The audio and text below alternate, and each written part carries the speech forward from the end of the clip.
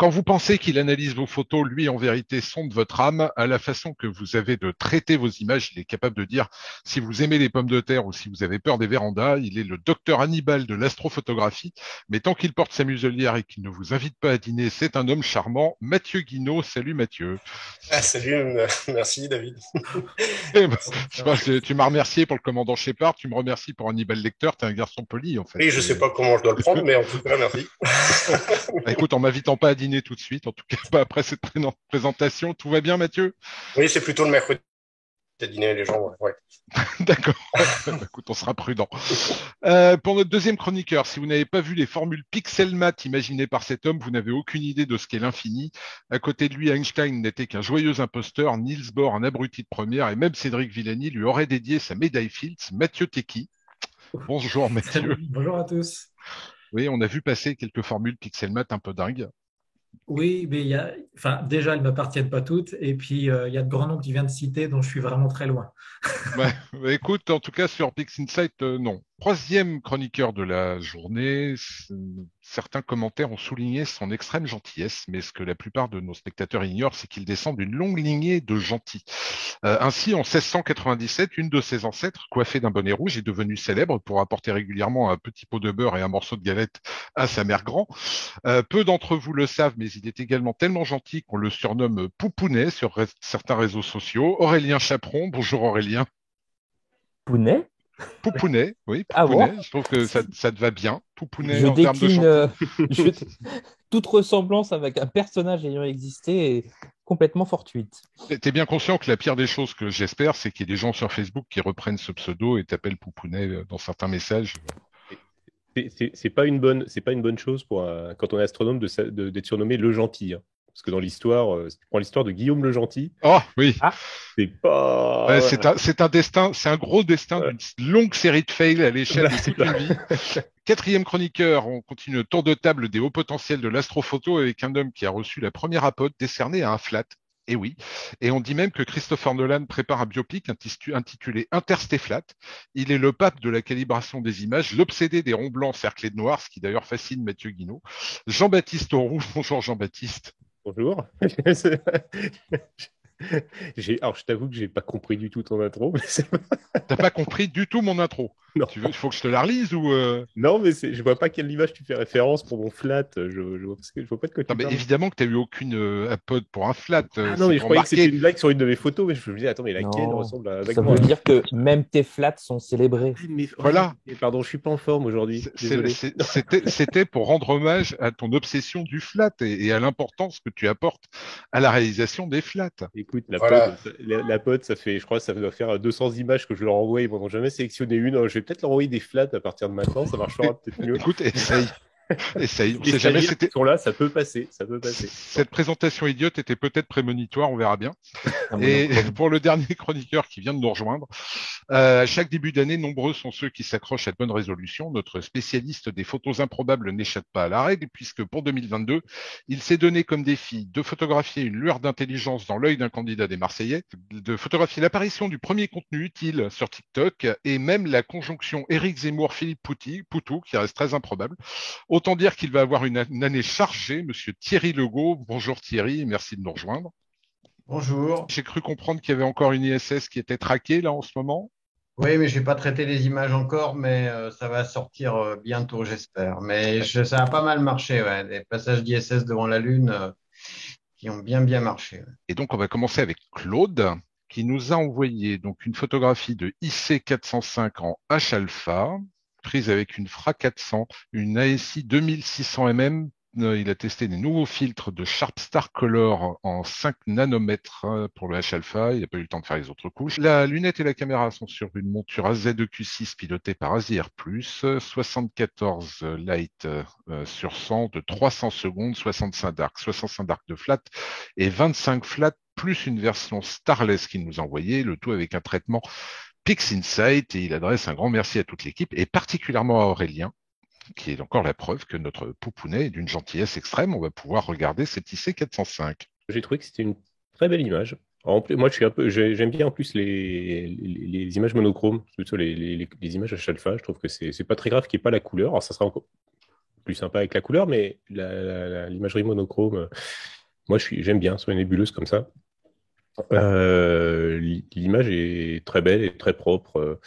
Et alors moi, j'ai pas de CMOS, mais j'avais une question pour les autres quand j'ai vu les exifs. Je me suis dit, est-ce que 300 secondes, j'ai l'impression qu'on fait on fait des pauses un peu plus courtes avec les CMOS, quitte à mettre plus de pauses sur le même temps d'intégration global. Mais j'aurais voulu savoir ce que les autres en pensaient. Et ben, vu le puits de profondeur, la 2600 et la dynamique, 300 secondes, surtout en filtre narrowband, ça passe très très bien. Ok. Et il y en a qui poussent même jusqu'à 600, j'ai vu là, avec de bons résultats. Mm. Maintenant, oui, moi je suis plus adepte des 300 secondes aussi par rapport à la monture ou en cas de déchet. Bah, ça fait un petit peu moins mal, on va dire. Après, ça dépend aussi de l'ouverture, c'est comme toujours, hein. Là, c'est une petite Oui. lunette. Après, bon, Thierry peut-être nous en dira plus, mais les bruits de lecture très faibles, en principe, ça nous permet, même en narrowband, de poser plus court et multiplier les. Il me semble que c'est le principe. Absolument. Bah, le principe, vous connaissez maintenant, c'est les 3-4 sigma hein, de bruit de fond de ciel par rapport au bruit de lecture qui sont faciles à comparer. Bon, c'est pas le sujet de l'émission aujourd'hui, mais on pourrait y revenir à un autre moment si nécessaire.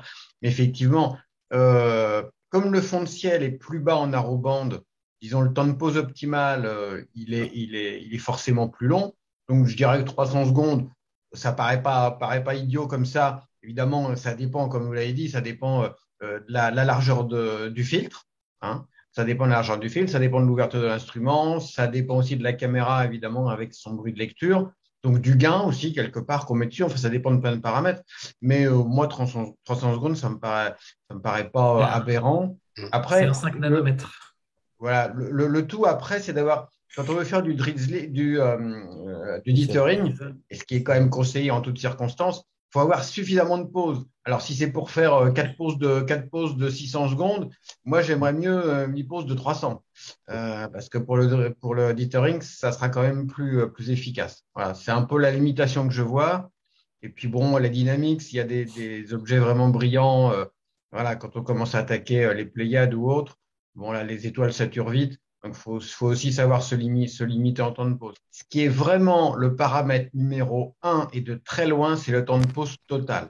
Ben, moi, ce que j'allais dire là-dessus, justement, c'est que je ne sais pas s'il l'a réduit au maximum au niveau JPEG, mais sinon, j'aurais bien vu un drizzle pour éviter justement d'avoir ces étoiles carrées sur la version avec étoiles, évidemment.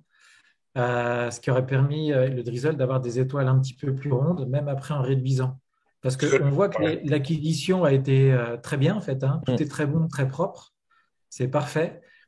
C'est juste là, en fait, le défaut de son image, c'est que soit on ne peut pas l'apprécier à sa juste valeur, soit, en fait, elle a été réduite, elle n'a pas été bien réduite. Ouais, je crois en effet que même sans drizzle, ça devrait être plus résolu que ça. Il n'y a pas besoin d'un drizzle pour ne pas avoir d'étoiles carrées avec une 2600 et une FRA400. Là, c'est vraiment que nous envoyer un fichier réduit, en fait.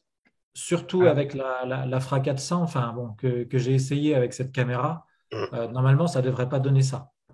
L'Asie 2600, c'est décidément une très bonne caméra. Bah, son image, il n'y a rien à dire dessus, hein, elle est très bien. Je vois par contre, puisque c'est un test de nouveaux filtres, les Chapstar Magic Color ou l'inverse, Color Magic.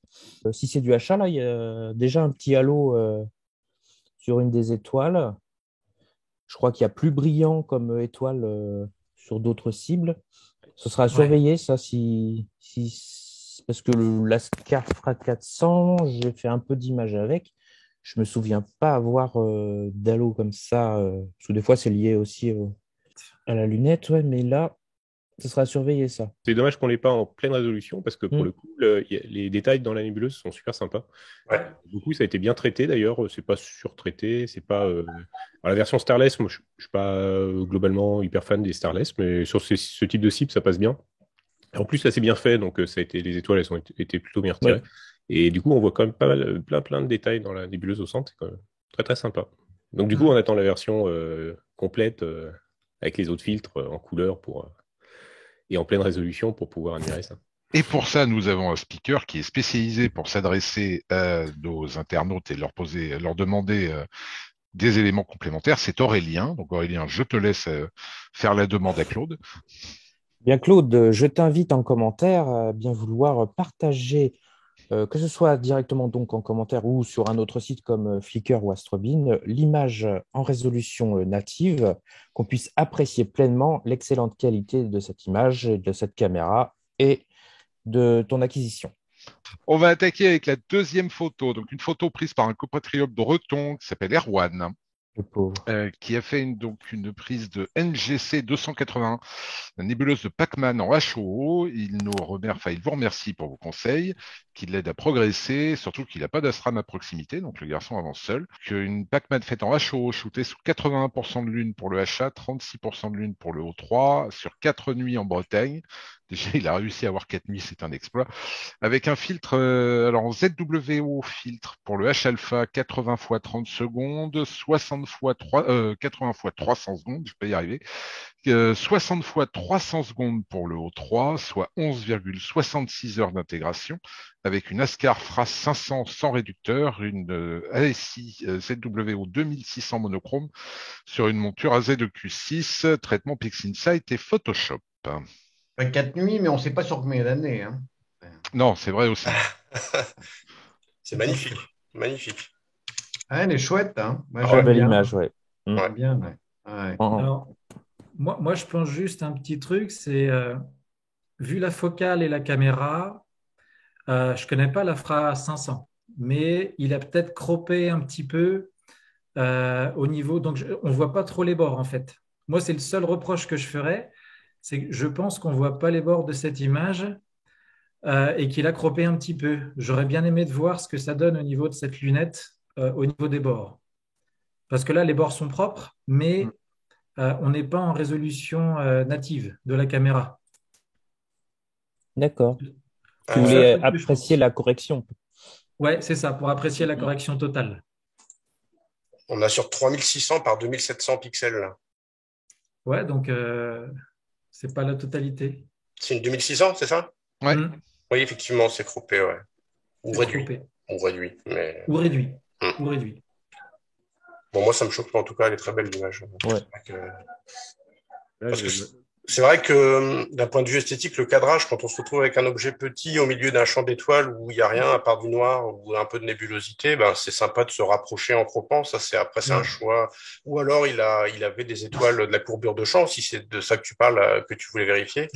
Je sais pas. Ouais. Justement, j'aurais bien aimé voir Ah la oui. correction de la lunette en entier. C'est clair, ouais. Ah ouais, ça aurait été Juste intéressant. ça. Après, au niveau mixage, on voit qu'il y a probablement des formules Pixelmatte qui ont été utilisées pour avoir ce jaune qui apparaît. Et du coup, c'est intéressant. Ça fait vraiment une palette assez riche. Un peu comme tu en parles, Mathieu, dans certaines de tes vidéos. Hein, ces palettes enrichies en HO. Hein, c'est sympa. Oui, en rappelant oui, que c'est effectivement une HOO et du Ouais. coup, c'est bien d'avoir autre chose que du rouge et du bleu. Carrément. C'est-à-dire qu'il y a eu beaucoup de travail dessus. Même les étoiles, hein. Couleur des étoiles aussi, ouais. elle est riche. Hein. Assez prononcé pour les bleus.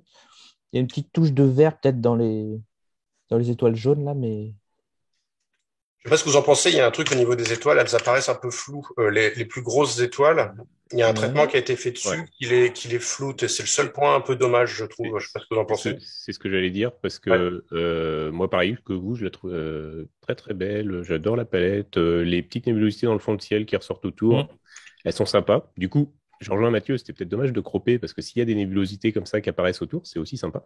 Mais bon, après... c'est bien cadré, c'est très bien traité, c'est très bien traité dans les bandes de poussière, les petits détails aussi. J'ai juste, moi, effectivement, comme Mathieu, petite réserve sur les étoiles, surtout les grosses étoiles qui sont dans la nébuleuse. Alors, il y en a certaines, on voit qu'il y a un petit rond noir autour. Donc, il y a dû y avoir des traitements localisés. Et puis, ces étoiles-là, elles ont perdu un aspect vraiment gaussien, c'est-à-dire qu'elles sont assez, on dirait, des ronds assez uniformes. Et c'est juste ce petit point-là qui... c'est juste la petite critique à apporter. Sinon, sur le reste, c'est parfait. Bon, c'est bon pour la photo d'Erwan. Bah, écoute, on va féliciter le compatriote breton. Alors. Oui, bravo. On va passer maintenant à la troisième photo qui est envoyée par Jonathan, qui nous a déjà envoyé plusieurs fois des images et qui apparemment progresse grâce à vos critiques et conseils. C'est une NGC 1499, la nébuleuse de la Californie, avec une 61 EDPH au niveau de la lunette sur une monture Ioptron GEM28 avec une caméra 294 MC chez ZWO à moins 20 degrés, le filtre L extrême, 114 poses de 300 secondes avec un filtre S2 à 6,5 nanomètres avec 116 poses de 300 secondes, un gain 121, guidage à la 224 MC sur une lunette guide ZWO, ASIAR Pro, 39, traitement SHO, Cyril, Pix et Lightroom. Et il nous a envoyé donc le H, le O et le S en couche monochrome distincte, ainsi que son mixage en HSS. Pareil bizarre. D'ailleurs. Ouais. Donc, L extrême, c'est caméra couleur avec bibande. Ouais. Je ne me trompe pas. Et puis un filtre S2 à côté. C'est plutôt un H plus S OO qu'il a fait, je pense. Enfin, Ouais, ça me paraît bizarre, HSS avec ce rendu-là en couleur. HSS, c'est rouge, hein. Tout rouge. Hein. Ouais. Normalement. Il y a quelque chose aussi quand je l'ai ouvert, qui m'a un peu choqué. Sans parler d'autres aspects d'image sur lesquels on pourra revenir, mais au niveau de la couleur, c'est vrai que quand on voit la nébuleuse de la Californie en SHO, dans des bibandes, généralement le bleu, le signal O3, on le voit plutôt de l'autre côté de la nébuleuse. De l'autre côté, tout à fait. Et là, alors je sais pas trop, j'ai pas réussi à trouver, mais je pense que vous allez savoir vous. Mais je me suis dit, comment il a réussi à obtenir le bleu de ce côté-là? Regarde sa couche O. En fait, le O3, il correspond pas à l'endroit où on... Oui. Mais oui, c'est pas de l'autre côté, hein. C'est pas de l'autre côté, en fait. C'est du même côté, mais pas au même endroit.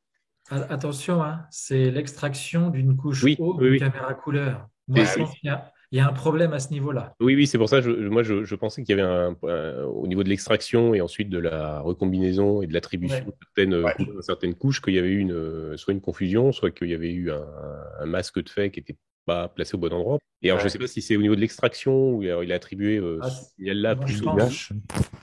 Je pense que l'extraction a été, je ne vais pas dire maladroite, mais je ne sais pas après. Il a marqué le logiciel qu'il a utilisé?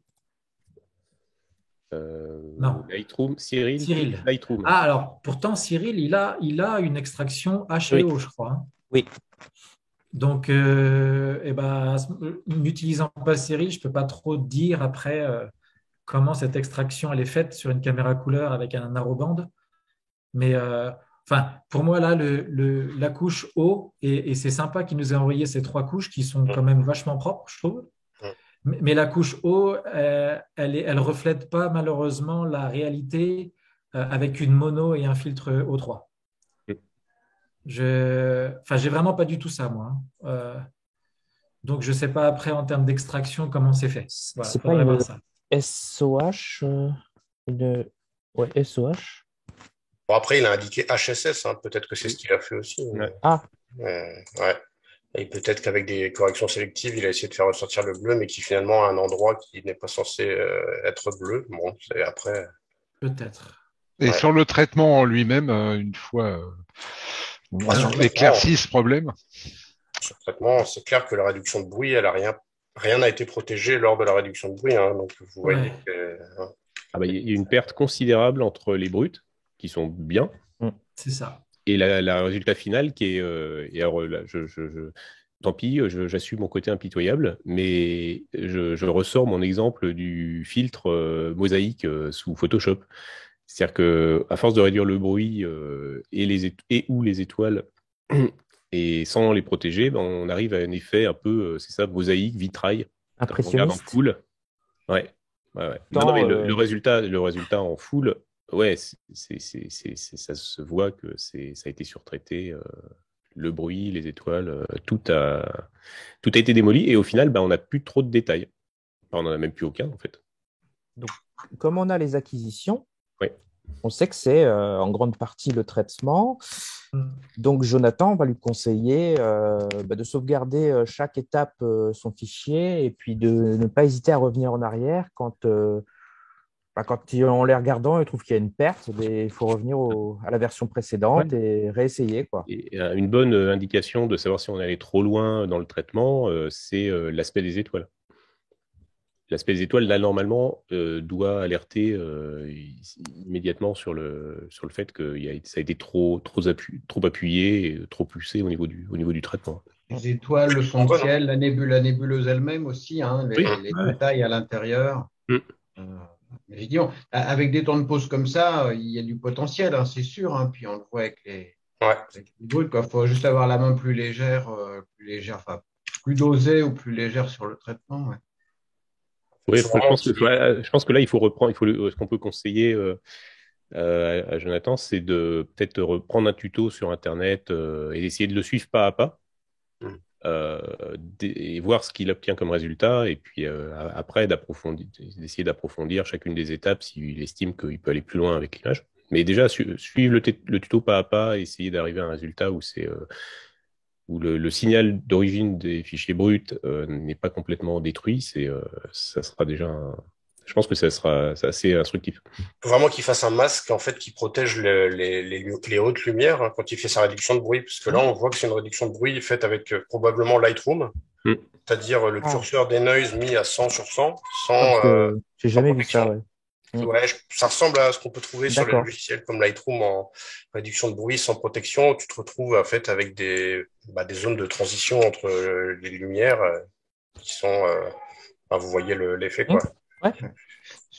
Sur les monochromes, je soupçonne aussi, à moins que ce soit un effet des nébulosités, mais je soupçonne aussi un problème soit de gradient, soit de flat dans le coin en haut à droite, qui est plus sombre tout d'un coup. Alors surtout sur deux d'entre elles. Ça se voit pas trop sur la finale en couleur, mais on voit bien en haut à droite ce coin sombre là, ça me fait penser à du flat, peut-être du gradient. Ah ouais. Même la hache. Hein. Oui, il a peut-être fait un retrait de gradient qui fait, ce qui est très bien d'ailleurs, et qui fait que ça se voit pas sur la finale. Possible. Parce que c'est les bruts, hein, c'est les stacks bruts sortis. Donc, du coup. Stacks bruts, mais les stacks bruts, logiquement, ils doivent être pré-traités quand même, j'imagine. Ouais, mais ça, des fois, les flats. De toute façon, avant de stacker, il faut pré-traiter chaque brut. Bien sûr. Mais, après, peut-être que les retraits de gradient, c'est fait sur les images stackées finales. Alors, moi, avec des temps de pause très longs comme ça, avec les gradients qui bougent au fil de la nuit, ma préférence va clairement sur du retrait de gradient individuel, brut par brut. Parce que, je ne sais pas si j'en avais parlé une fois précédente, mais quand on combine des images sur une très longue durée, le gradient, qui est en général dû à la pollution, ou éventuellement à la Lune, hein, il se décale dans le champ petit à petit et sur les stacks, ça fait des gradients qui peuvent être très compliqués. Alors que sur chaque brut, en général, on a un gradient qui est assez linéaire. Donc, je pense que quand on peut, je sais que maintenant le PIC sait le faire et puis Cyril aussi, c'est faire un retrait de gradient sur chaque brut juste après le pré-traitement avant de faire le stack. Et là, ça marche beaucoup mieux. Ouais, on a des gradients qui sont beaucoup moins complexes à gérer une fois l'image empilée. Et ça n'empêche pas de refaire un petit retrait de gradient s'il y a besoin sur l'image empilée, mais au moins ça limite beaucoup les problèmes. Alors, juste, pour être clair au niveau technique, pour ceux qui utilisent PixInsight, à quelle étape du pré-traitement vous lancez le retrait de gradient individuel? Je le fais après la correction cosmétique. C'est ça. Donc, pré-traitement, dark, offset, flat, un petit coup de correction cosmétique pour éliminer les pixels chauds qui peuvent rester, et tout de suite le retrait de gradient, avant de les aligner, ou avant même de leur attribuer un poids, si on met des coefficients ou pour l'empilement, et de les aligner. Il faut faire le retrait de gradient, bien sûr, avant l'alignement, et après le pré-traitement. Okay. Et ça, il y a, avec image conteneur et un ABE sur 2, on arrive à corriger les gradients linéaires. Ou l'ABE sur 1 si on a des soucis de flat. Au niveau de la fonction degré. On gardera le conseil. Donc, on va pouvoir passer à Thierry qui nous a envoyé donc une nébuleuse du cœur en HO. Prise avec une lunette TS pour 80-480 avec réducteur 0,8 sur AZ2Q6, une caméra QHY 168C avec un filtre narrowband L extrême, capture avec Nina, traitement avec Pix, mélange de prise de vue RVB et HA avec 60 x 180 secondes en RVB pour 3 heures et 30 x 600 secondes, soit 5 heures en H-alpha. Il nous a envoyé la brute Drizzle et l'image finale. Il a essayé d'écouter vos remarques sur les différentes émissions pour essayer d'améliorer son process et son rendu. Alors, Drizzle brut, moi, je comprends pas. Enfin, Moi non plus. Voilà. Merci Aurélien. Ça, Non, voilà, mais- il y a un mélange de fichiers, peut-être quelque chose. Oui. Ouais, la drizzle brute, moi aussi, c'est assez incompréhensible. Ou, Il y a des artefacts, ouais. j'ai jamais vu. Ça ressemble, je sais pas si vous avez déjà vu, ça ressemble à ce qu'on peut avoir avec le local normalisation. Ah, Mm. ouais. J'ai Ah. abandonné ça depuis longtemps, moi. On peut avoir ça. D'ailleurs, c'est pas recommandable, en fait, le local normalisation, sauf dans certains cas d'images avec des problèmes. Mais si c'est pas des images avec des problèmes, je pense pas qu'on puisse recommander réellement l'utilité de ce process. Oui, D'accord. mais tu vois sur Light Vortex, il le met d'emblée, alors qu'on a aussi la version, notamment que JB a proposée sur Photon Millennium, de le faire sur certaines brutes unitaires au cas par cas. Qui ont des problèmes, ouais.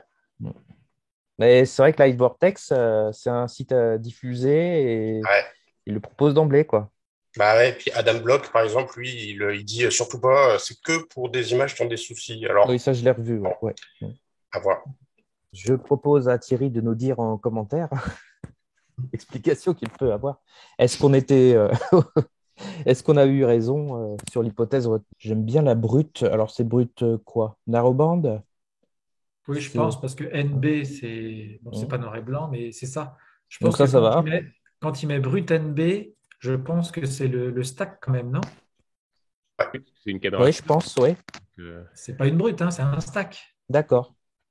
C'est une caméra couleur? Oui, c'est caméra couleur. Ouais. Donc, c'est Oui. ça. Avec un filtre à l'extrême, probablement.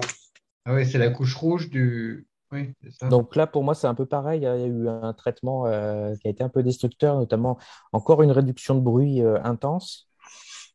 Est-ce qu'on a des étoiles réintroduites là? Ça se pourrait parce qu'il y a pas mal de petits halos. Vous me direz ce que vous pensez. Ouais, pour moi, c'est un peu surtraité, hein. C'est dommage parce que l'empilement est pas mal. Ça veut dire qu'il y a de l'espoir. Et c'est pareil, j'ai eu le même ressenti en l'ouvrant. Et c'est vraiment. Ça m'a fait penser à un astrophotographe une fois moi, qui fait des photos que je trouve magnifiques. Idir Sassi, qui m'a dit une fois, alors en Oui. fait, depuis que je suis passé à la CCD, avant il était avec un appareil photo, il disait, j'essaye d'obtenir le plus de signal de ce que j'ai sur Et depuis que je suis passé à la CCD, en fait, j'essaye d'abîmer le moins possible le signal de mes brutes. Et là, c'est un petit peu dur ce que je vais dire, mais l'image brute, si elle n'est pas traitée ni rien, elle est mieux que la finale. Oui. Elle est mieux et même elle est. Alors, pas à tous les niveaux, enfin, je veux pas être méchant, mais. Arrêtez de stresser, personne n'a dit que vous étiez méchant. C'était une connerie. On est tous ici, on sait tous ce que c'est de passer des heures et des heures sur le traitement d'une image. Et puis à la fin de se faire démolir son traitement, c'est jamais On essaie agréable. d'être bienveillant, oui. Mais j'essaie, parce que je fais pas la critique en l'air sans donner de conseils, donc voilà, je veux vraiment pas qu'il y ait de méprise, mais en fait, je pense que là, il faut vraiment que Thierry reprenne, c'est Thierry, hein, il reprenne les deux côte à côte et qu'il les regarde bien. Et en fait, la brute, les couleurs même sont mieux. Sur l'image traitée, les couleurs, il y a eu Après, les couleurs, je sais qu'on dit souvent c'est un parti pris et tout, mais là, les couleurs naturelles qui sortent sur la brute, elles sont bien. On peut les rehausser un petit peu, on peut abaisser le ciel, augmenter un peu les détails. Les étoiles, il n'y a quasiment pas à les toucher, on peut les retravailler un petit peu, mais c'est vraiment avec des petites. Il n'y a pas grand-chose à faire en fait sur la brute, ça en traitement pour arriver à une image finale qui soit très belle. En plus, c'est bien cadré, c'est bien. Voilà, le cadrage est bon, le suivi a l'air bon, la mise au point aussi. Donc la base, là aussi, elle a l'air vraiment là, hein. L'acquisition, ça a l'air maîtrisé, hein. Ouais, ouais. Et je me demande si au final, quand il nous dit c'est la brute NB, C'est est-ce que l'empilement, hein. c'est celle qu'il a, c'est peut-être la brute obtenue avec le filtre L, et ensuite pour la finale, il a réintroduit comme elle est pas alignée pareil. Je pense il a peut-être voulu rajouter le signal de la couchage alpha, ou alors peut-être est-ce que c'est à ce moment-là. Si c'est au niveau de la réintroduction d'une des couches, à ce moment-là, il faut la faire vraiment très en douceur, éventuellement avec je sais pas ce qu'il a utilisé, mais avec le script SHO, avec le script H-alpha, LRGB, AIP, par exemple, il y a moyen de réintroduire des couches en douceur, tant dans le fond de ciel que dans la nébuleuse, et de manière beaucoup plus subtile, et sans dénaturer complètement les couleurs. Parce que les couleurs, en vrai, sur la brute, elles sont déjà presque bien. Il suffit de retoucher un petit peu la saturation et peut-être un petit peu de correction sélective, mais très, très, très, très, très, très juste. Et puis d'ailleurs, même le fond de ciel, en fait, sur la finale, il y a des coins, dans le coin droit, le fond de ciel est quasiment vert, alors que sur la brute, pas du tout. Donc voilà, il y a des petites corrections à faire avec des masques pour viser certaines zones, pas toutes. Et à mon avis, il faut vraiment reprendre un traitement plus light. Moins de saturation. Ah oui, oui, saturation. Et la saturation, pareil, je crois qu'on l'avait dit à la dernière émission, mais je le répète, la saturation, si on sature trop, on perd aussi du détail, et puis on rajoute du bruit chromatique. Enfin, bref, voilà, on finit par perdre, en fait, on finit par perdre de l'info en voulant tirer trop sur le. Et là, sur la nébuleuse, alors dont j'oublie jamais, je me rappelle jamais du nom, mais je crois que c'est la tête de poisson. Oui. Où là, pour le coup, les détails sont mieux sur la brute. Parce que ça a été trop. Il y a des zones qui sont saturées sur la version finale qui ne le sont pas sur la brute. Il y a des zones qui sont complètement noires, alors qu'il y a plus de détails dans les poussières sur la brute. Ouais. Et les couleurs, pareil, les couleurs, on voit que ça correspond pas trop. Donc voilà, c'est dommage, mais il y a une très bonne base pour reprendre et puis justement se rendre compte des progrès sur les traitements en la retravaillant. Ce serait bien qu'on arrive à lui dire pourquoi il y a des trous à la place des étoiles dans son image. J'ai en train de réfléchir à ça, parce que dans le fond de ciel, c'est moins le cas, c'est plus sur la nébuleuse. Alors du coup, est-ce que c'est pas un masque soit c'est un masque. Ouais. Je pense pas. Au début, je me demandais est-ce que c'est un Starless qu'il a C'est pour ça, réintroduit. ouais, je posais la question. Ouais. Comme des fois on réintroduit le Starless, mais le masque parfois il prend pas toute la luminosité de l'étoile, il prend que ce qui comble la correction sur la version Starless. Et du coup, quand on réintroduit, il y a des étoiles qui ont perdu en luminosité. En tout cas, Je pense pas que ce soit ça. Je pense pas que ce un soit ça. FFP2, hein. C'est pas un masque FFP2 en tout cas. Ça, non, effectivement. Ouais, c'est le cas dans le fond de ciel, en fait. En fait, c'est dans le fond de ciel aussi. C'est quasi sûr que c'est un Starless fait avec Starnet. D'ailleurs, Starnet ou les versions antérieures de StarX Terminator, parce qu'on voit effectivement autour des étoiles que c'est tout lisse. Donc, après réintroduction des étoiles, ah oui. On voit que la réintroduction des étoiles est faite sur un halo tout lisse. Ouais.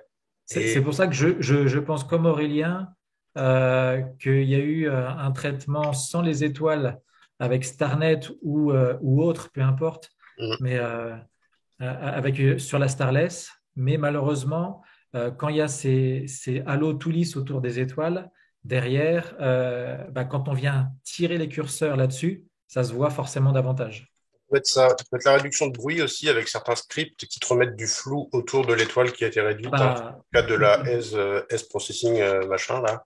Ouais, si on rajoute ça en plus, alors là, on a réduction de bruit sur réduction de bruit. Ouais. Ouais, mais il y a des trous dans le fond quand même. Hein. Oui, effectivement, il y a des trous dans le fond aussi. Pas que... On ne peut que lui recommander de faire attention à ces matchs. Je dirais que la partie basse de l'image et partie haute n'est pas identique. Bon, bien sûr, le but, bien faire comprendre, c'est qu'on cherche à analyser quel process a été trop intensément utilisé, de manière à pouvoir aider à corriger. Hein. C'est pour ça qu'il y a un effort d'analyse dessus. Déjà, donc, traiter peut-être un peu moins. Ça paraît fou, mais voilà. C'est pas fou, hein. C'est ce que je disais tout à l'heure, c'est qu'il y a certaines, quand les brutes sont très bonnes, en fait, c'est le but du traitement, c'est pas de pousser le signal à fond, c'est de préserver la qualité de la brute. Et c'est une manière d'envisager le traitement aussi quand on débute qui est intéressante, parce que pas se dire mon image brute de toute façon est forcément pourrie et j'ai quelque chose à aller chercher dessus. Non, des fois l'image brute elle est superbe. Et il faut juste respecter le signal dessus pour avoir quelque chose de sympa à la fin. Et on va s'attaquer maintenant à la nébuleuse de la Californie envoyée par Stéphane, photographiée depuis la Bourgogne. Stéphane est astrophotographe depuis 2 ans. Il a envoyé la Californie en SHO, faite sur 3 nuits entre fin novembre et fin décembre 2021. Il nous met pas simple la météo en ce moment en Val-de-Saône. Stéphane, on te rassure, elle est simple nulle part.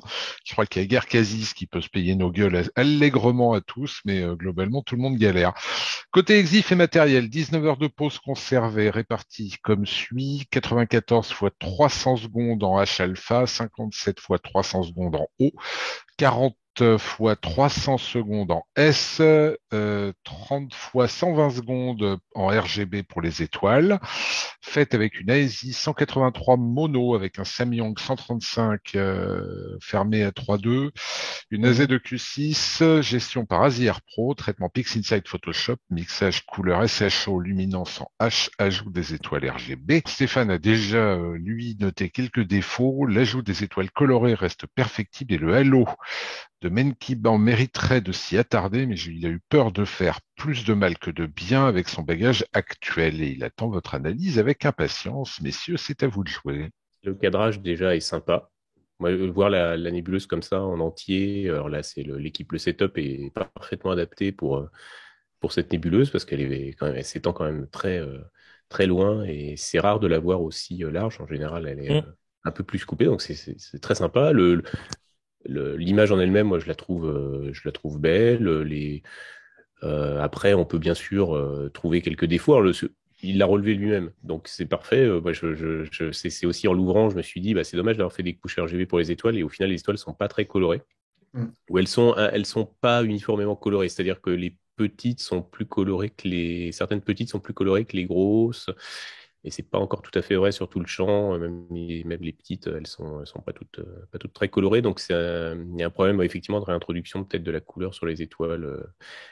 Faut voir au niveau de la saturation et autres dans le remixage Et le halo, pareil, le halo, puisqu'il nous dit qu'il n'y a pas touché, ça fait aussi partie c'est une question que je me posais en ouvrant l'image, parce que comme ça fait vraiment un rond quasi parfait, je me demandais si c'était quelque chose qu'il avait essayé de masquer avec un masque et puis sous Photoshop avec un masque parfaitement rond qu'il aurait dessiné à la main pour donner cet aspect-là. Alors s'il n'y a pas touché, ça doit être l'aspect naturel tel qu'il ressort. Donc effectivement, c'est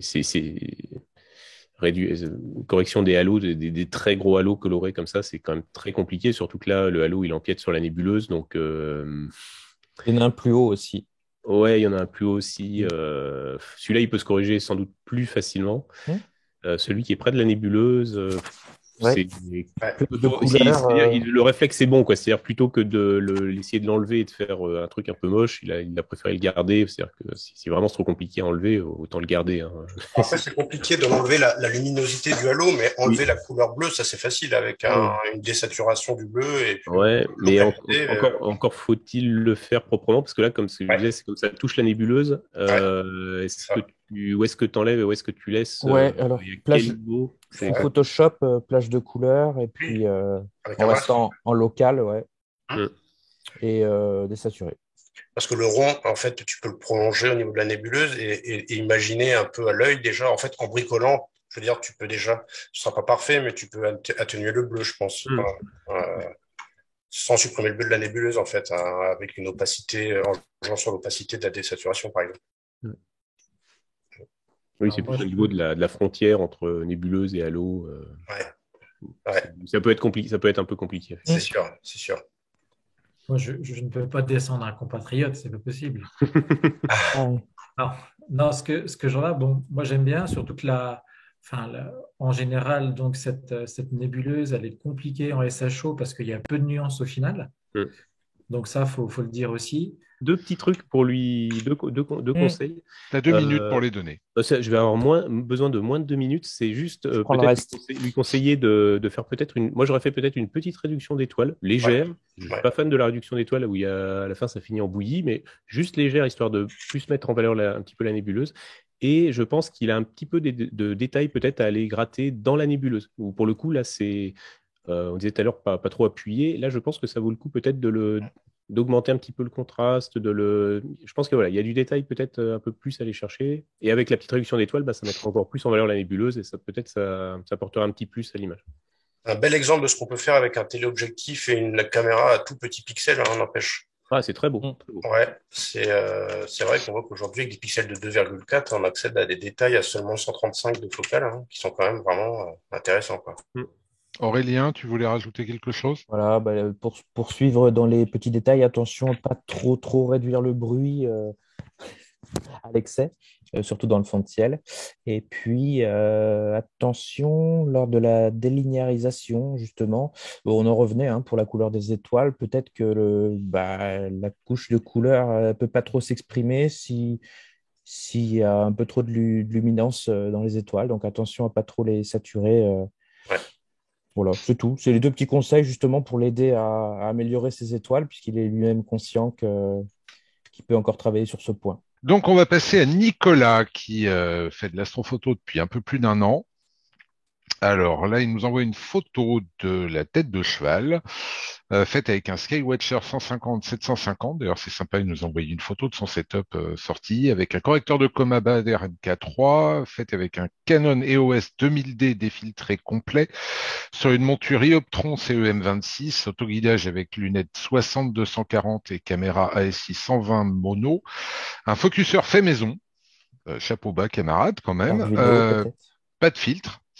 Cette photo a été faite en nomade avec un temps de pause de seulement 2 heures, 40 brutes de 180 secondes à ISO 800, retenu sur 50 brutes, 20 dark, 40 flat, 40 offset, acquisition avec Nina et Dithering toutes les 2 images, traitement PixInsight et Lightroom. Alors, en parallèle de votre avis sur l'image, il avait une question à vous poser au niveau des offsets, sur lesquels il voit différentes manières de faire et dans lesquels il se perd un peu. Dans son cas, il a fait ses offsets à 100 ISO et à 1/4 millième de seconde, mais il a vu qu'on pouvait les faire comme les flats avec les mêmes temps d'obturation et il voulait savoir ce que vous en pensiez. Ah oui, des dark flats.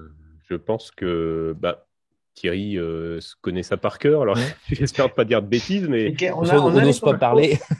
C'est au contraire osé, justement, ça va être intéressant pour tout le monde de voir je si... suis pas sûr de comprendre la question, moi, déjà, parce que si le but des offsets, c'est de faire le temps de pause le plus court possible, alors le faire avec le même temps de pause que quoi, Oui, que dark les de flats, flat ou Il parle de dark flat, ouais. On parle de dark flat. Hein. Moi, je vois pas Est-ce que les flats sont vraiment, est-ce que les flats sont vraiment très longs? On a le temps de pause des flats? Non, on n'a pas le temps de pause des flats. Non. C'est quoi la caméra? il est fait. C'est un Canon EOS 2000D. Ah, Si les flats sont très longs, bon, un dark flat, ça peut se concevoir. Sinon, moi, ce que je conseille maintenant, de toute façon, avec les APN, alors, 2000D, il n'est pas jeune, donc faut s'assurer que c'est bon. Mais comme les offsets sont plats, maintenant, un offset plat et toutes les caméras 4096, qu'on a maintenant, les offsets sont plats, les APN, les offsets sont plats. C'est de remplacer par une constante, hein. Souvent, sur les APN, c'est 512, 1024. Comme ça, on n'a pas de bruit de lecture. On fait un offset pour vérifier que le niveau de fond il est bien à 512 ou une autre valeur. Et puis, on fait une soustraction d'une valeur constante, hein. Comme ça, on ne s'embête pas à faire 36 millions d'offsets. Là, alors après, est-ce qu'il y avait besoin de faire des dark flats parce que le flat est très long, il commence à y avoir des pixels chauds dans le flat? L'intérêt de faire un dark flat, c'est que quand il y a des pixels chauds dans le flat, parce que le flat commence à être très long, il est fait avec très peu de lumière, genre 30 secondes de pause. Bon, là, effectivement, ça peut se concevoir. en fait, on peut supposer qu'il a lu que certains font des dark flats aujourd'hui, c'est parce que c'est les caméras CMOS à amp glow notamment, où c'est très important de faire des dark flats avec les caméras en amp glow comme la 294, 3, etc. C'est peut-être ça qu'il a lu et qu'il a cru pouvoir appliquer à l'appareil photo numérique. Je suppose que c'est ça. C'est vrai que s'il y a de l'amp glow et qu'on le voit dans le flat, Oui. Parce qu'un flat, quand même, un flat, normalement, il est fait avec un niveau de lumière très haut. Donc, pour qu'il y ait commence à y avoir des phénomènes, genre d'un tout petit peu d'amp glow, même quelques pixels chauds, il faut quand même que ce soit prononcé, quoi. Donc, bon. Surtout si on fait les flats à 100 ISO, hein. Dès qu'on peut, on fait les flats à ISO mini. Comme ça, on a plus de signal, on a besoin d'en faire moins. Je rappelle que que 8 flats à 800 ISO, ça équivaut à un flat à 100 ISO. Donc, moi, je préfère en faire un à 100 ISO que 8 à 800. Hein. Voilà, J'ai ce mantra au-dessus de mon lit, là, maintenant. c'est En revanche, pratique. Hein. dans ce qu'il dit, j'ai une question quand même, et je pense que vous saurez, vous. Moi, ça met un doute du coup, mais il dit qu'il fait son image à 800 ISO, mais ses offsets à 100 ISO. Oui, t'as pas écouté. Ouais, normalement ça marche. Hein. Normalement, ça marche. Ok. Ah ouais, ouais, à moins que le niveau d'offset change. Parce que le but d'une image d'offset, c'est simplement, enfin, c'est déjà de mesurer le niveau d'offset. Donc, en général, sur les APN, moi, tous les APN que j'ai entre les mains, le niveau d'offset, il était constant à n'importe quel niveau d'ISO. Hein, c'est le même. D'accord. Ok, ouais. Comme j'ai tout à l'heure, ça peut être 256, 512 000. En général, les constructeurs, ils prennent une puissance de 2. Bon, je sais pas pourquoi. Après tout, pourquoi pas. Mais du coup, il n'y a pas il y a pas de problème à faire les offsets. Elle est flat à ISO minimum, hein. On gagne en rapport signal brut, donc on a besoin d'en faire d'autant moins. Oh, bah, parfait pour les flat offset, dark de flat, tout ça c'est réglé. On va s'intéresser à son image maintenant. D'autant plus que sur son image, il y a pas de souci visible de calibration. Hein. Bah, elle est juste un petit peu sombre. Moi, j'aurais bien vu une image un petit peu plus claire. Le problème des images sombres à chaque fois, c'est que on a peur que ça vienne. C'est pour masquer certains défauts qu'ils puissent trouver, alors que je pense que son image, au final, bah, elle peut être un petit peu plus éclaircie parce qu'elle a l'air d'être pas mal.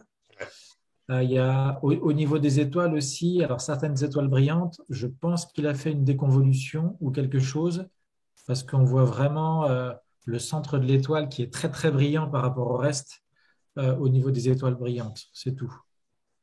Mais Au niveau ouais, moi, j'aurais bien aimé une image un petit peu plus claire. Ouais, ça se voit quand on l'ouvre dans Photoshop, hein, je rejoins complètement Mathieu. Tu l'ouvres dans Photoshop, tu vois que l'histogramme, il est coupé carrément à gauche, en fait. Ouais. Il est coupé, donc ça veut dire qu'il y a vraiment une perte d'information. Là, c'est clippé, hein, comme on dit, les noirs sont clippés. Ouais, parce Pardon, qu'il que je dise pas de bêtises, on est bien sur la tête de cheval, là, hein, c'est ça? Oui. Oui, Oui, Oui. oui, oui. Oui, bah, c'est la première impression que j'ai eue, effectivement, c'est que le fond de ciel est trop sombre. Ouais. Ouais, trop clippé, ouais. Ouais. Et ça, une petite manip dans Photoshop, il a même pas besoin de refaire son traitement, hein, il peut juste, bon, il aura perdu des infos, mais Je pense qu'il a voulu compenser le peu de temps de pause, hein, en contraste, enfin, oui, ouais. en contrastant, quoi. Je suis un peu étonné sur un défiltré complet d'avoir cette colorimétrie-là. Euh, je n'ai pas cette expérience, moi, mais bon, je pensais que ce serait plus rouge. Moi, je sais pas pour vous, mais j'ai eu une sensation de bel équilibre des couleurs, hein, le Ouais, rouge, le bleu, le ouais, jaune, ouais. les étoiles bleues et jaunes, et un peu de marron qui peut être, ouais, c'est chouette. ouais, Parce Ouais, que je c'est me suis bien, amusé mais moi, à l'éclaircir. Et quand on l'éclaircit, c'est pas mal. Hein. ouais. Donc, il y a juste ça. C'est dommage d'avoir clippé un petit peu trop dans les noirs. Mm. ouais, c'est peut-être pour cacher le bruit. C'est vrai que le temps de pause est court, donc on sent qu'il y a du bruit dans le fond de ciel. Hein, Peut-être. Ouais. les nébulosités est faible, donc je pense que c'est cet effet-là. Bon, après, il n'y a pas de miracle, hein, le temps de pause. C'est pour ça C'est qu'on ça. pose aussi longtemps. Hein, c'est que Ouais. quand c'est un peu court, bah, on sent les limites de l'image. Il y a pas de miracle, on va dire, mais c'est Ouais, vrai mais il y a déjà du potentiel. Hein, elle sort pas mal, cette image. Et puis il a bien fait de ne pas justement essayer de réduire plus le bruit parce que ça aurait pu entraîner des dégâts. Et là, il a été ouais, raisonnable là-dessus et ça, c'est une très bonne chose, je trouve. Oui. Niveau cadrage aussi, c'est bien. Bon, Ouais. la nébuleuse du Chou, elle est un peu coincée sur le côté gauche, mais bon, ça va, ça passe bien. On va passer à Michael qui nous a envoyé une M45 qui en profite pour nous présenter ses meilleurs vœux pour 2022 et souhaiter longue vie à l'émission. Donc on va remercier Michael au passage et lui adresser nos meilleurs vœux également. Sa M45 a été photographiée depuis Ramilly en Belgique le 10 novembre 2021, acquisition de 2h36 répartie en 52 fois 180 secondes avec des DOF, matériel monture EQ6R Pro avec une lunette TS 94 dph et une caméra 2600 couleurs de chez ZWO. Traitement des brutes avec Cyril, puis PixInsight et Lightroom. Moi, j'aime bien globalement.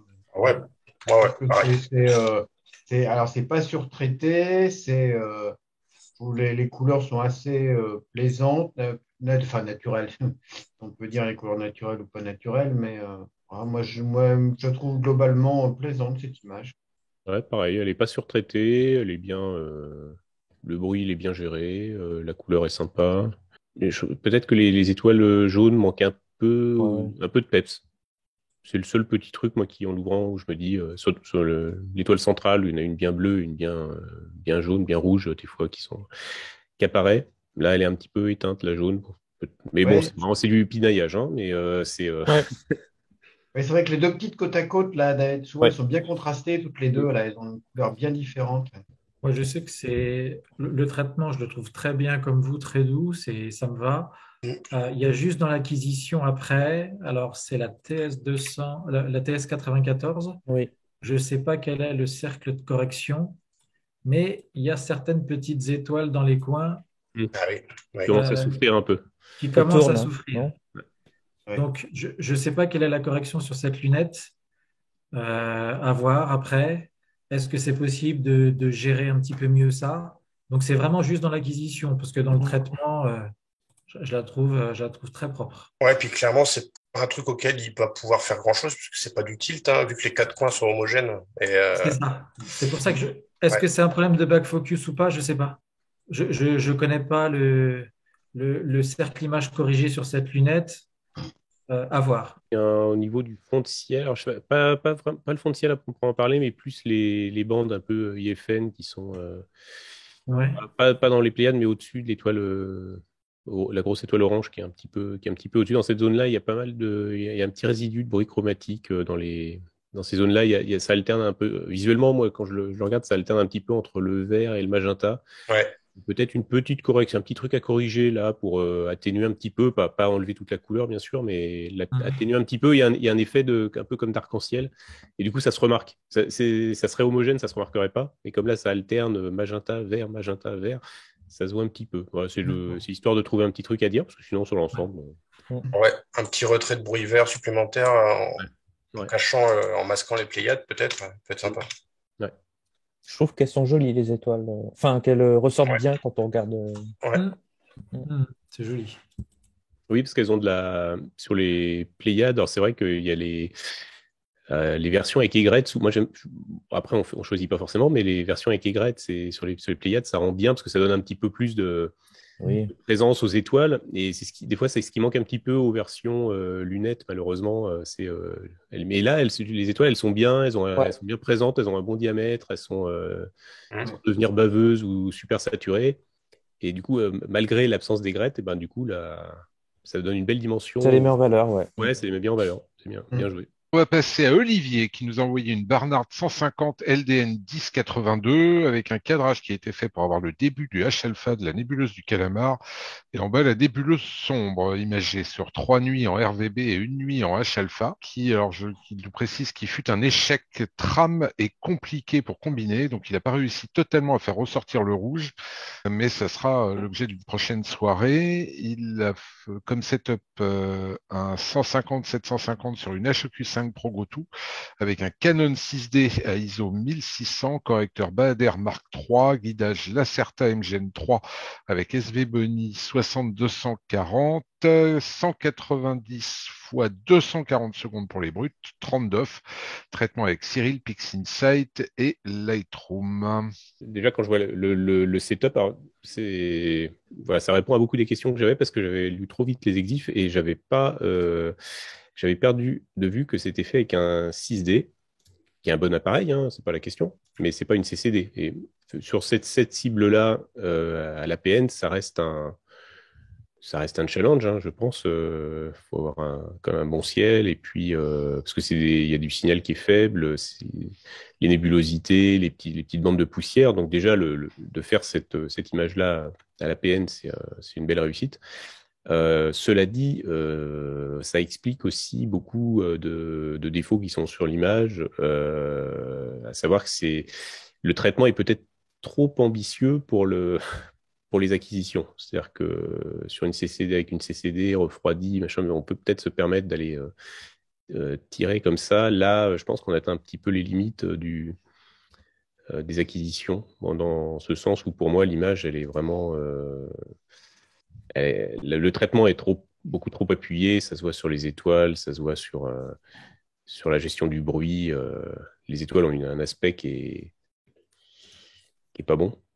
Enfin, alors, c'est ce que c'est de la réduction d'étoiles, de la réduction de bruit, un peu comme tout à l'heure. Hein.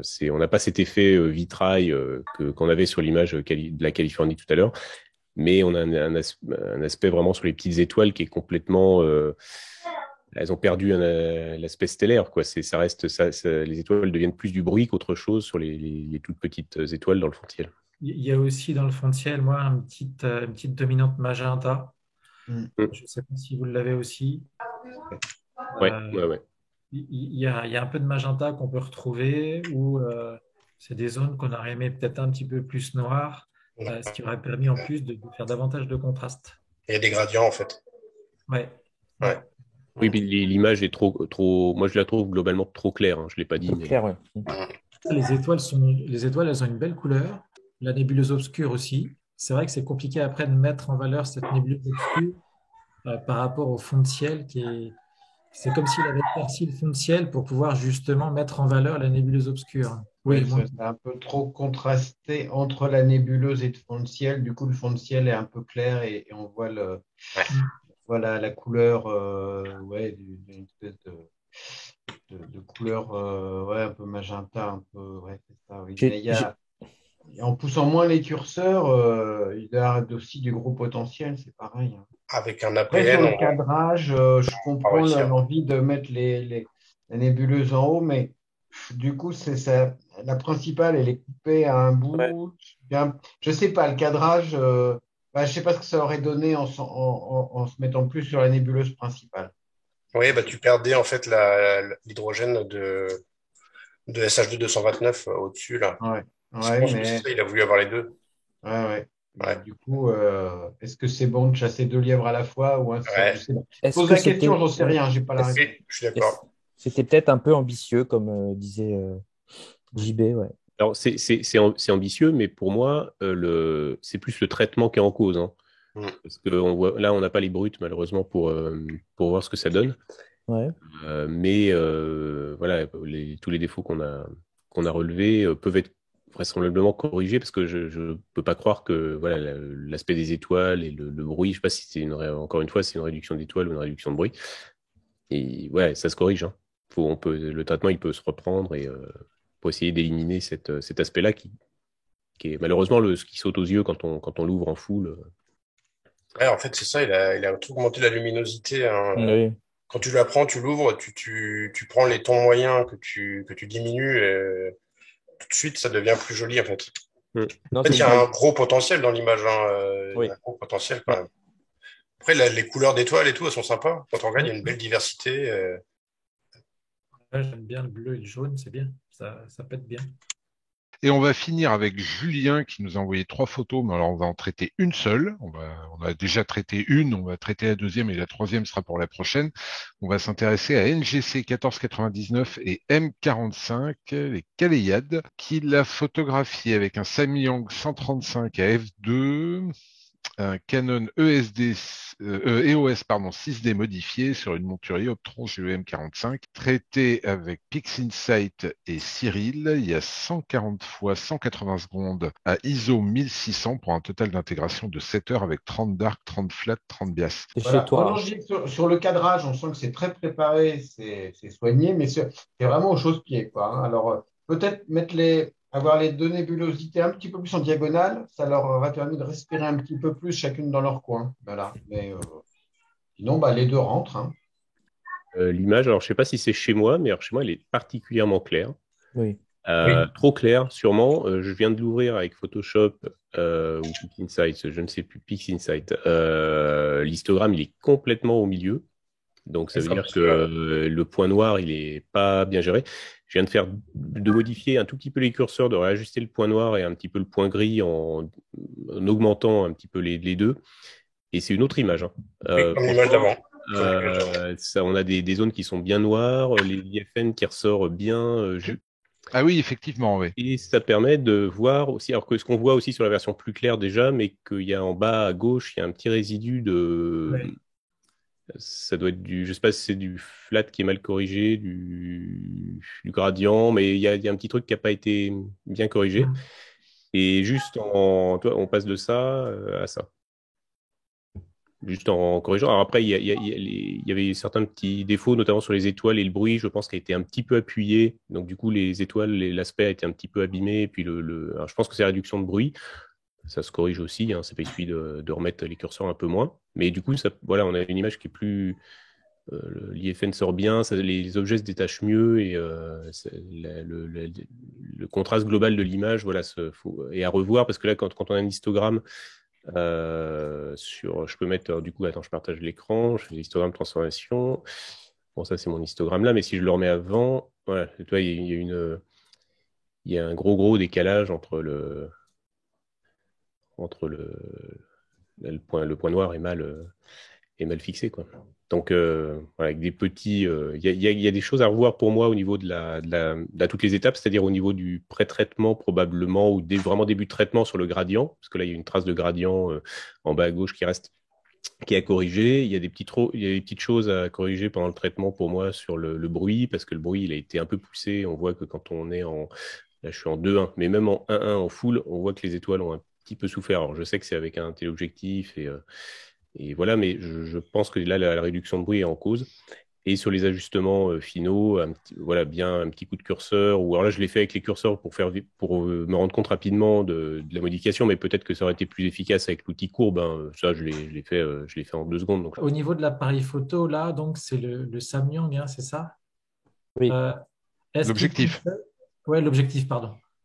Est-ce qu'il conseille de l'ouvrir un petit peu moins ou pas au niveau du diaphragme? Ouais, Souvent conseillé, oui. ouais, Un cran, Ouais, Un toujours. cran?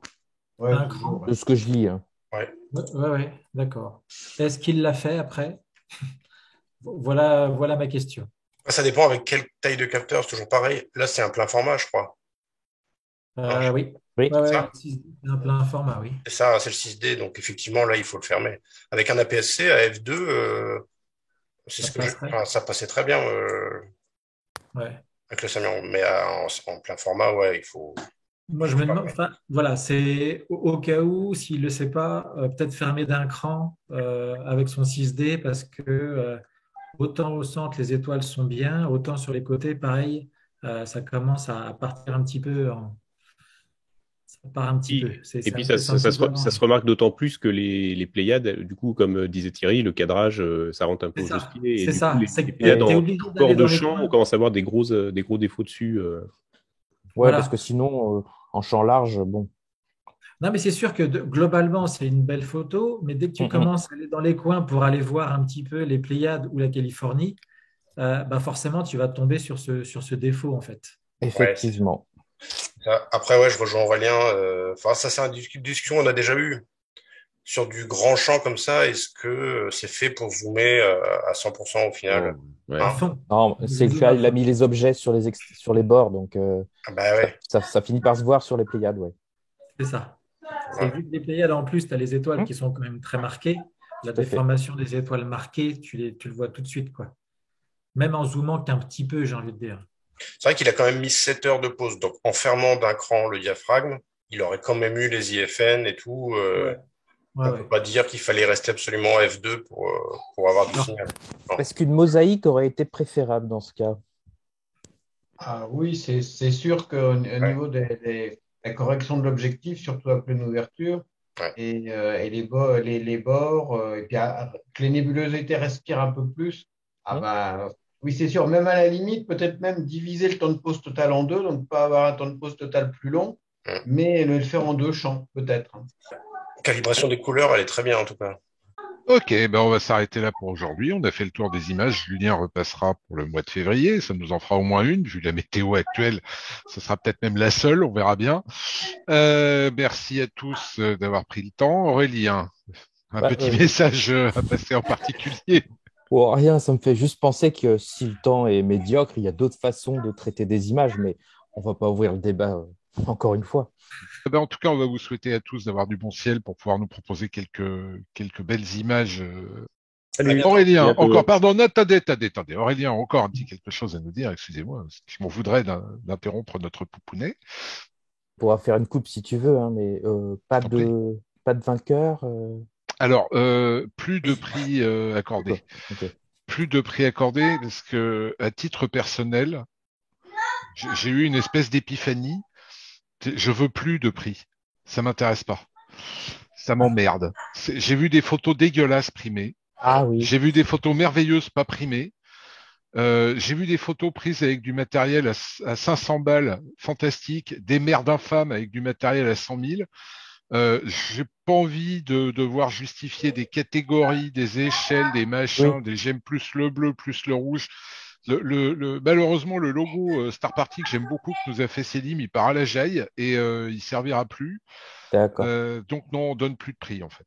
Ouais, Moi, j'ai même vu des comprimés, alors c'est pour dire carrément. Bon, ouais, on en voit souvent. Alors, j'avais juste une interrogation. Est-ce que vous vouliez revenir? Parce que la photo d'Erwan, elle est juste incroyable, quand même. Enfin, Voilà. le mec, il est ailleurs, lui. Hein. Ah oui, le Là, Pac-Man. Ah ouais, le Pac-Man. Ouais, Ouais. elle est super. Ouais. Bah, en fait, je pensais à ça, c'est tout. Mais Ouais, non, mais je me doute. Mais juste pour mettre un petit mot spécial. Mais bon, après. En même temps, tu peux en profiter pour adresser un message à celui qui a fait la photo. Hein. Non, mais sérieusement. Bon, ça reviendrait à mettre le prix, parce que si on... Non, Ouais. pas forcément, puisqu'il suffit qu'il soit en train de t'écouter en ce moment même. Salut les gars. Salut Mathieu. Alors, je vous remercie. Au niveau des critiques, je suis entièrement d'accord avec vous. Alors, je vais vous expliquer le crop de mon Attends, Ascar. parce que j'ai l'impression qu'Aurélien est encore sous le choc. C'est Mathieu qui a fait la photo, Aurélien. Quoi? Mathieu m'a demandé de présenter sa photo sous le nom de quelqu'un qui n'existe pas, et donc vous avez marché à fond dans le truc. Et c'est bien une photo de Mathieu. que vous Erwan, avez, c'est Mathieu, en fait. Ah, déterminé. Erwan, tu veux dire? Erwan, oui. Mathieu, Erwan, c'est- j'ai dit quoi? Oui, c'est Aurélien. ça, c'est ça. Erwan, Ah pardon, Erwan. non, c'est bien Ah, Mathieu. mais Aurélien est sous Erwan le et choc. Mathieu. Non, c'est Aurélien qui est sous le choc. Ah, mais d'accord. Non, mais parce que au moins, t'as Ah, c'est envoyé pour sous ça. un nom crédible. Parce que tu vois, par exemple, il y en a qui prennent des pseudos, genre. Ah, c'était un test, le salaud. Karian, oui. Franchement, j'aurais mis ma main à couper que le mec avait suivi le tuto de Mathieu sur le HOO, parce que ce jaune, c'est impossible de l'avoir autrement. T'en as pas parlé justement pendant la critique en disant il a Si, dû si. suivre le tuto de Mathieu. Ouais, il est fort ce Mathieu. Et c'était sûr, mais par contre, je suis étonné, les étoiles floutées, ça te ressemble pas, ça. Alors, tu sais pourquoi? C'est parce que c'est la 294. Ouais. Et peut-être que j'ai voulu vous faire croire que c'était la 2600 et que sur la 294, tu as des espèces de petits halos de merde. J'ai dû Ah, flouter pour cacher ces halos. Mais je suis entièrement d'accord avec vos critiques, c'est fait parfait, exprès. c'est exactement ça. non, voilà. non, mais Les allô. pris avec quoi. l'Hyperstar. Non, mais allô. Non, mais allô, quoi. Non, mais allô. Ouais, c'est ça.